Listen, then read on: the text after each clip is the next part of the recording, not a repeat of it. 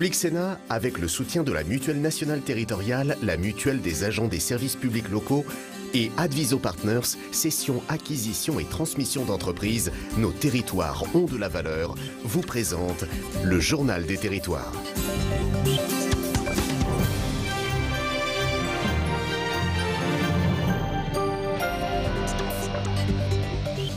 Bonjour à tous, bienvenue dans la matinale d'info de Public Sénat avec la presse quotidienne régionale, les télés locales de France, les Indés radios, 130 radios qui sont nos partenaires sur tout le territoire français et avec TV5 Monde. Deux parties dans cette matinale. Dans un instant, c'est le JT des territoires suivi du Club de la presse. Ensuite, c'est la météo et à 8h, l'invité politique de Territoire d'Info, c'est François Patria, le sénateur de Côte-d'Or qui est président du groupe La République En Marche au Sénat. Tout de suite, c'est le JT des territoires. Je vous y retrouve dans un instant. À tout de suite.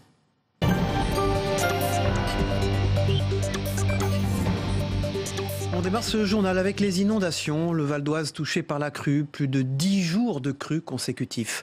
Le département reste en vigilance orange aux inondations par Météo France. Mais alors que la décrue de la Seine a commencé, que celle de l'Oise s'amorce, 15 communes qui bordent les deux cours d'eau sont toujours submergées. C'est le cas à Jouy-le-Moutier, à Cergy, à Éragny-sur-Oise ou encore à Argenteuil.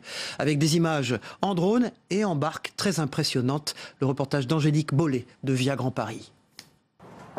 Même avec des bottes, il faut jouer aux équilibristes pour circuler sur les bords de Seine.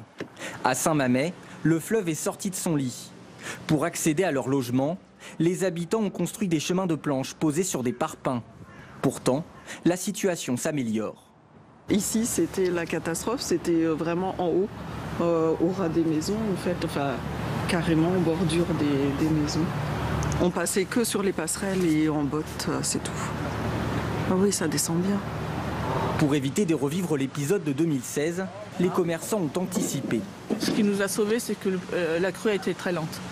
Donc on a eu le temps au moins de mettre nos biens à l'abri. Régis a posé un barrage de fortune pour protéger le salon de coiffure de son épouse. Ça, c'est des panneaux de Véli, achetés chez Marchand de Matériaux, posés avec du MAP au sol, puis du silicone, de la colle PU. Et donc là, vous êtes préservé pour l'instant, vous n'avez pas d'eau? Pas une goutte d'eau. Si presque tous les commerces sont fermés boutiques, la boulangerie, elle, continue de servir ses clients. Elle a délocalisé dans la mairie. Et alors 95, s'il vous plaît. L'accessibilité à la boulangerie est difficile, tout simplement. Donc pour tout ce qui est toutes les personnes âgées qui ont un peu de mal à passer par les passerelles, donc ne viennent pas. Donc c'est pour ça qu'on s'est rapproché du sec. Lundi matin, le niveau de l'eau était de 6,48 m, en baisse par rapport à la veille. 309 logements sont touchés, 67 personnes ont été évacuées. Avec 12 cm d'eau au rez-de-chaussée, Franzi a décidé de rester. Il sait que le pire est derrière lui. Il y avait 16 hier. Il était pile poil à ras des prises, pile poil en dessous, à ras. Et là, elle a baissé 4 cm. Même si la décrue s'amorce doucement, les péniches resteront à quai à Saint-Mamet.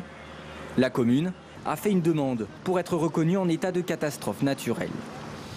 Tout à fait autre chose. À quoi sert le recensement de la population pour les communes qui a commencé le 18 janvier dernier? Une opération qui peut paraître curieuse et pourtant les données statistiques qui en résultent sont essentielles pour déterminer les stratégies de fonctionnement des communes.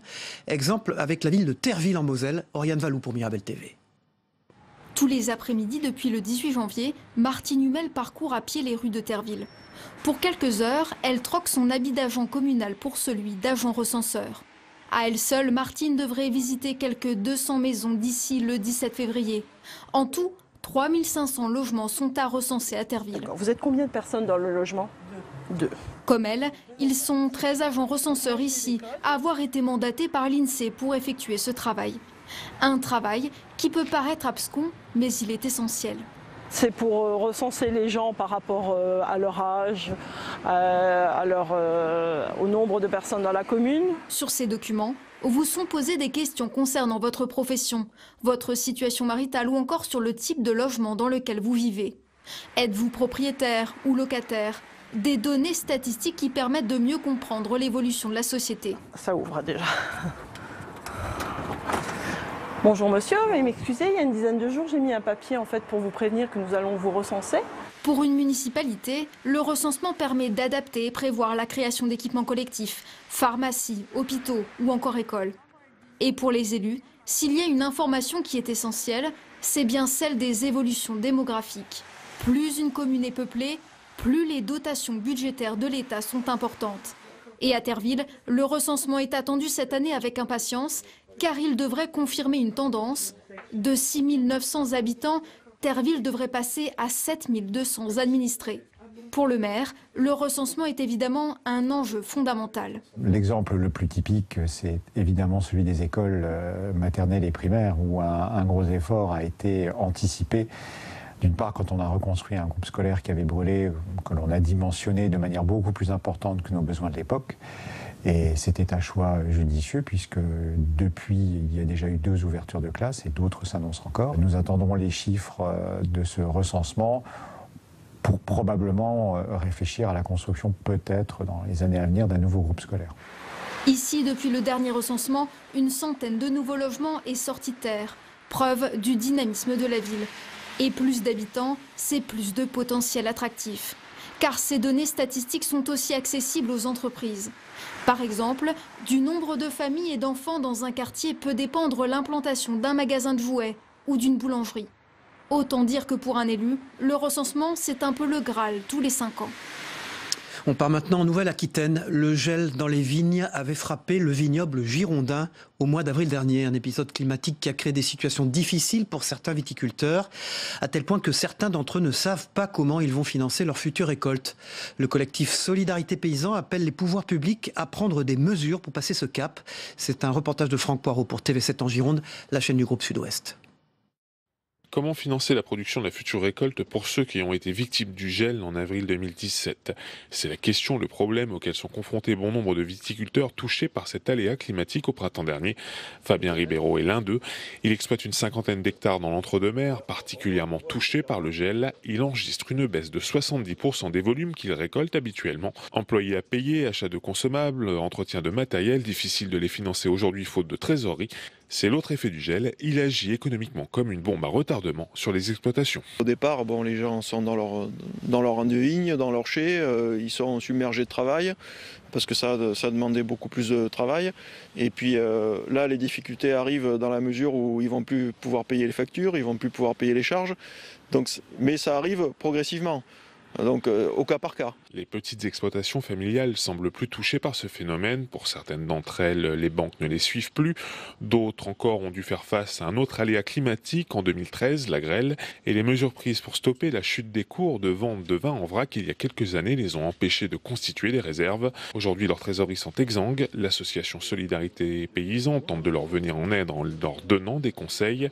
Depuis une quinzaine de jours, elle est confrontée à une recrudescence des appels à l'aide des viticulteurs en détresse. L'association demande donc des mesures urgentes, la mise en place de dispositifs pour aider ces exploitations familiales touchées par le gel au printemps dernier. Aujourd'hui, le dernier acte, il est en train d'être joué. Donc soit on trouve un joli happy end, ou alors il n'y aura plus rien. L'association demande donc aux collectivités et États, pouvoirs publics, de mettre en place des aides financières directes en fonction des superficies touchées par le gel. Elle souhaite également que le remboursement des dettes contractées par certaines exploitations soit suspendu en attendant un retour à la normale. Bref, à tous les niveaux, du local à celui de l'Europe, il y a pour Solidarité Paysans des leviers actionnés pour permettre à ces exploitations viticoles familiales de passer cette mauvaise passe financière avec un enjeu de taille, faire en sorte qu'elles existent encore à l'avenir. Selon l'association, 80% d'entre elles connaissent des difficultés financière. On part dans les Pyrénées-Atlantiques pour une magnifique initiative. Des jeunes se sont mis à la place de personnes handicapées pour mieux les comprendre autour de 12 ateliers pédagogiques. Cette initiative est organisée par l'association Différents comme tout le monde. Et en France, 10% de la population est en situation de handicap. La prochaine étape pour l'association, les collèges de Montpellier dès la semaine prochaine. Un reportage de Fatima Kati pour Via Occitanie. Tu vois, le malvoyant, ce qu'il fait, il touche, ils sont très tactiles, d'accord ? On touche bien. Autour de 12 ateliers pédagogiques, ces jeunes se sont mis à la place de personnes vivant avec un handicap pour mieux les comprendre. Je pense que c'était bien et ça m'a appris des choses, parce qu'il y a certaines choses que je ne savais pas. Et je trouve qu'après, on a passé une nouvelle manière de voir les choses. Donc voilà. Parce qu'avant, j'en rigolais un tout petit peu. Mais mais pas méchamment. Mais maintenant, je sais, comme j'ai vu des personnes vraiment handicapées, je vais faire plus attention aux gens et tout. Cette initiative est organisée par l'association Différents comme tout le monde. Sur 2 jours, c'est plus de 300 élèves de 5e du département qui ont bénéficié de cette opération. Avec l'aide des bénévoles du Lions Club, chaque collégien a ainsi participé à 4 ateliers. On est 4 à faire du vélo. Du tandem. C'est aussi leur montrer que le handicap n'est pas uniquement synonyme de pitié, de le pauvre, de douleur, mais que en positivant, on arrive aussi à s'en sortir. Et j'aime bien leur expliquer que quand on est en situation de handicap, encore plus que quand on l'est pas, on a des vraies raisons d'avoir un souci, quoi. On a le souci, et quelque part de se concentrer sur l'exploitation de ce qui va bien, peut-être une vertu pour être bien dans sa vie, plutôt que de continuer à se plaindre, entre guillemets, de ce qui ne va pas, qu'on soit en situation de handicap ou pas. Et une autre notion importante et fondamentale, on essaye de donner de la positivité que nous vivons chacun d'entre nous, avec des handicaps lourds où on est autrement capable, mais on n'est pas incapable. À la fin, les élèves ont reçu un diplôme dans 10 citoyens. En France, 10% de la population est en situation de handicap. Prochaine étape pour l'association, les collèges de Montpellier dès la semaine prochaine. Voilà, dans un instant, avec Yvarté de Sud-Ouest, on va parler du tournoi des 6 nations. Mais depuis près d'1 an, à Romilly-sur-Seine, les équipes du Coq Sportif élaborent les tenues des professionnels de rugby, dont le 15 de France. Ces tenues sont visibles dès le mois de juillet lors des matchs de l'équipe nationale. La marque Romillon a remporté ce marché face à d'autres marques de renommée internationale. Zoom sur la belle histoire de cette entreprise qui s'est réinstallée à Romilly-sur-Seine en 2010, 20 ans après la fermeture du site historique. Flavien Léger pour Canal 32. À Romilly-sur-Seine, la marque Le Coq Sportif conçoit les tenues des sportifs de haut niveau. David Pécard et ses équipes planchent sur les prochaines tenues pour la Fédération française de rugby. On essaye de caler les couleurs avec des matières différentes et on n'arrive pas à avoir le même blanc. Et ça ne va pas être beau sur la tenue de l'équipe de France de rugby, donc il faut que tout soit calé. Par exemple ici, ça passe dans une rame, si je ne dis pas de bêtises Patrick, et quand ça chauffe, le lycra il a tendance à jaunir. Il va très certainement falloir qu'on cale toutes ces couleurs sur la base de celle-ci. La couleur bleue, les tenues, le logo sont pour l'instant secrets, vu que le contrat de fourniture des équipements pour le rugby démarre au 1er juillet 2018. Selon David Pécard, l'attachement à une production locale a dû jouer dans la sélection. Et le fait d'être pas très loin de Marcoussis, nos équipes y étaient hier pour travailler avec les équipes de la fédération. Ça veut dire que c'est un travail collectif dans notre projet. On imagine que ce qui a pu les séduire, c'est le fait d'avoir décidé de produire la totalité des tenues professionnelles à Romilly et plus généralement dans l'Aube. La matière sera tricotée et teinte à 3, confectionnée à Romilly et les chaussettes seront fabriquées à Romilly. Il va falloir rééquiper toutes les équipes nationales, l'équipe de rugby à 15, l'équipe de rugby à 7 et le rugby féminin. Tous les tenues d'entraînement, de sortie pour accompagner le développement de ce partenariat. Pour ce projet, des jeunes de l'école de la seconde chance ont été embauchés. Ici, c'est une tradition. On essaye de faire perdurer cette tradition en embauchant beaucoup de gens suite à une année de qualification chez nous. Et on utilise beaucoup l'école de la seconde chance qui nous met des profils de gens qui ont envie de faire quelque chose et qui n'ont jamais eu la chance de pouvoir le faire. Les équipes de France de rugby permettront, selon David Pécard, d'ancrer la marque dans la modernité. Le Coq Sportif, quand on étudie son histoire, ça a été une marque intemporelle mais moderne, toujours dans son temps. Les consommateurs qui viennent acheter nos produits sont de plus en plus jeunes. Ils perçoivent ce renouveau moderne et effectivement les contrats professionnels, notamment dans le foot et dans le rugby, ça accélère les choses. À Romilly-sur-Seine, le Coq Sportif, ce sont près de 100 employés et 60 à 80 000 vêtements par an. Voilà, le journal des territoires préparé par Soumaya Benaï, ça se poursuit. Dans un instant, c'est la revue des unes de la presse quotidienne régionale. Et à 8h, territoire d'info, après la météo, c'est François Patria, le sénateur de la Côte d'Or, qui est président du groupe La République En Marche au Sénat. Tout de suite, c'est la revue des unes de la presse quotidienne régionale dans un instant.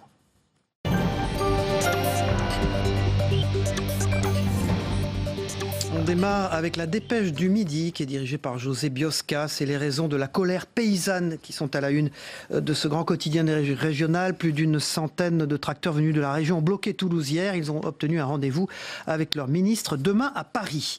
Pour le Berry républicain, l'élevage défend son beefsteak.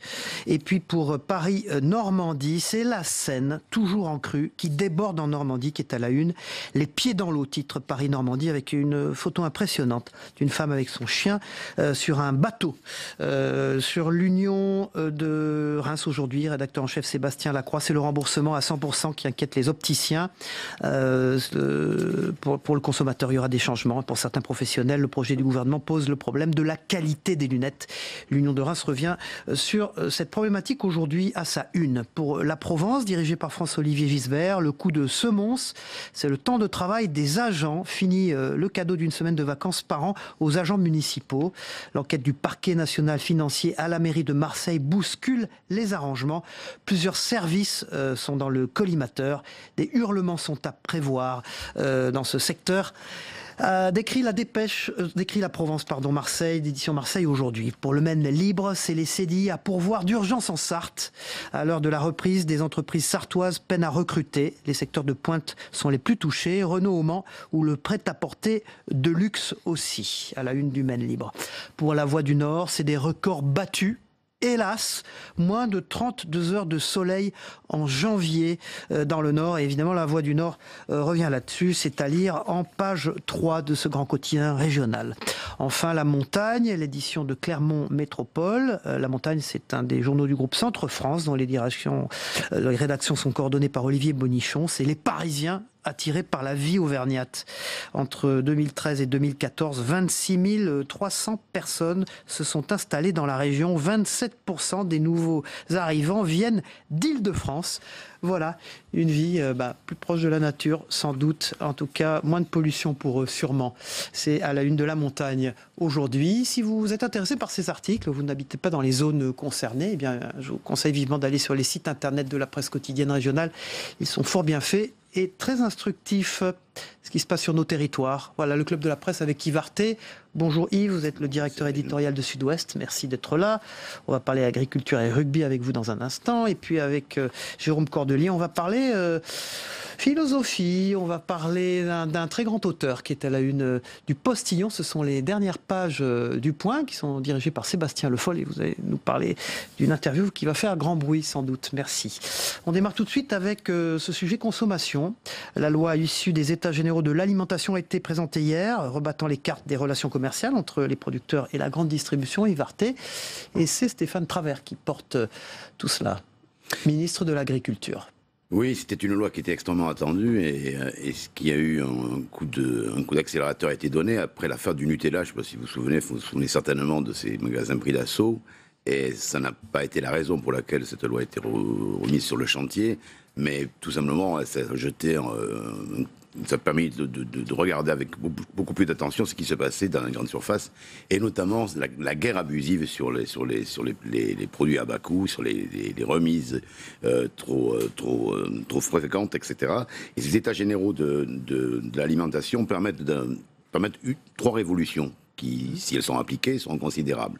La première, c'est le prix fixé, est dorénavant fixé par le producteur, c'est-à-dire par l'agriculteur, ce qui normalement permettrait aux agriculteurs de se retrouver avec des marges suffisantes de pouvoir vivre, ça c'est la première raison.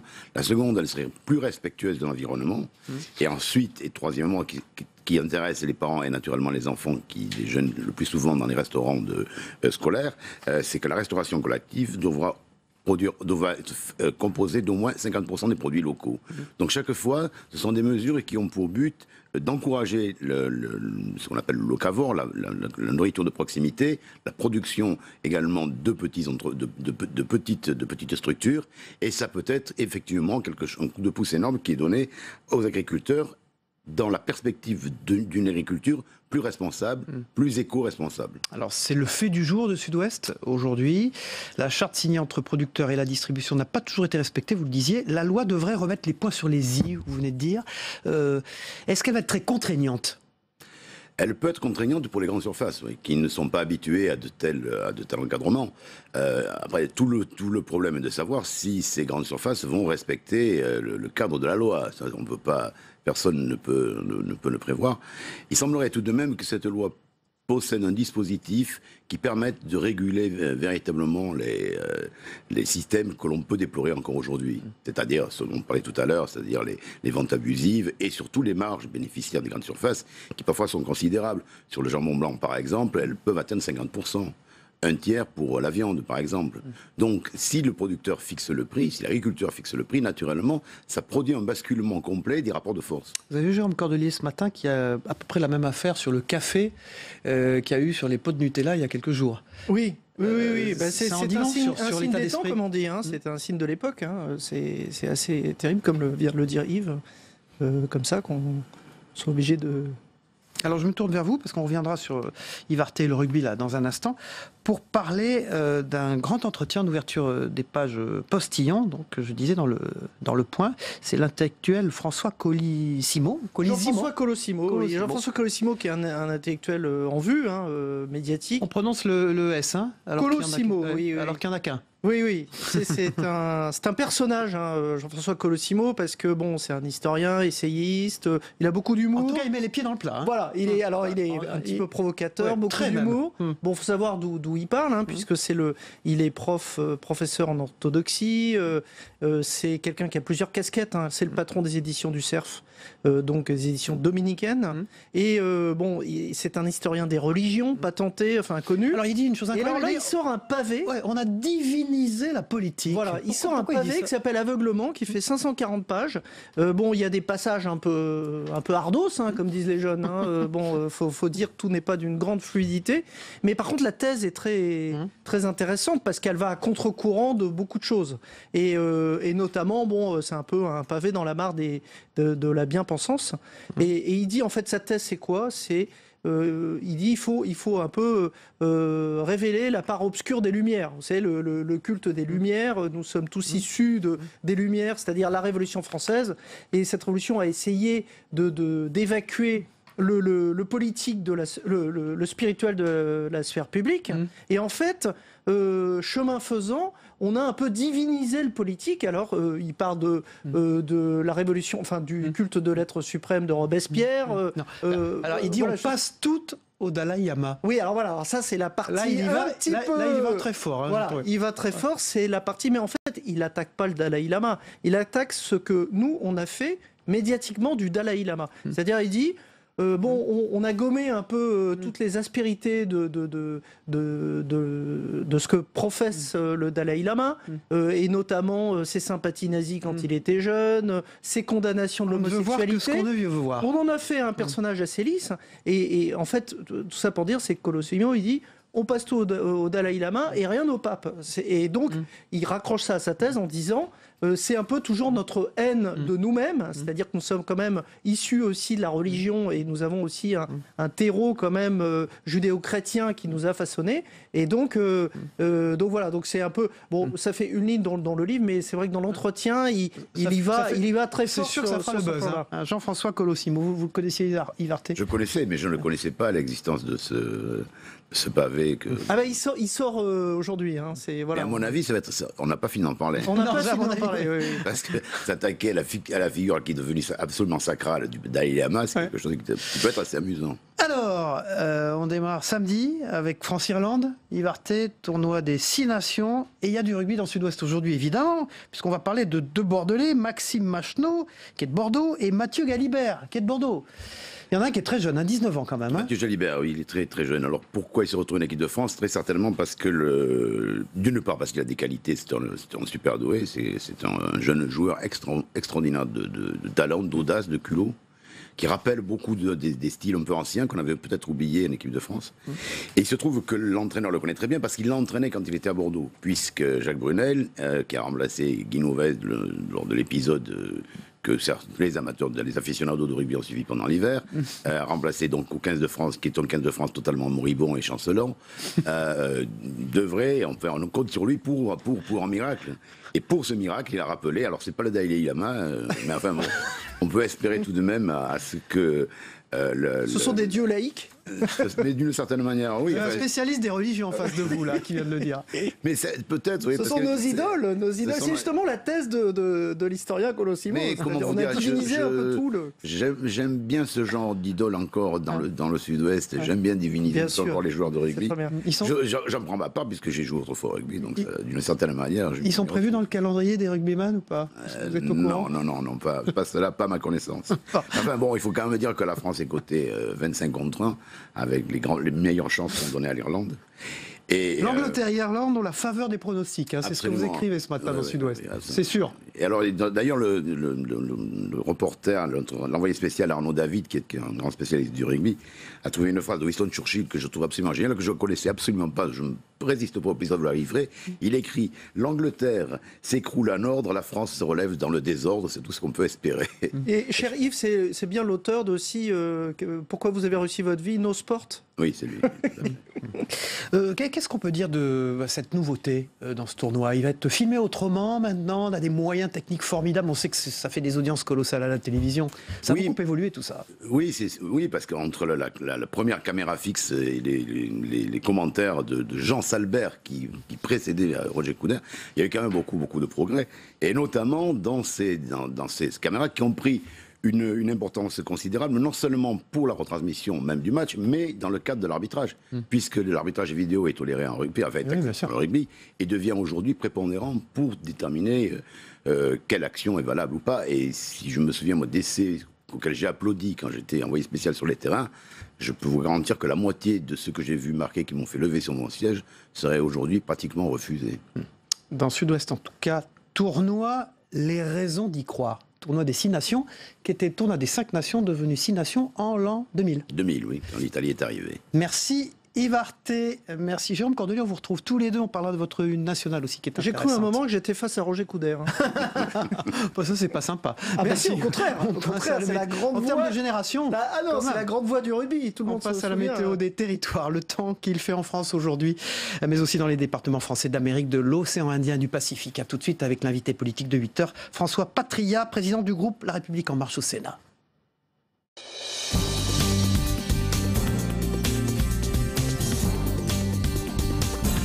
Public Sénat, avec le soutien de la Mutuelle Nationale Territoriale, la Mutuelle des agents des services publics locaux et Adviso Partners, cession, acquisition et transmission d'entreprises, nos territoires ont de la valeur, vous ont présenté le Journal des Territoires. La météo vous est présentée par l'Assemblée des départements de France.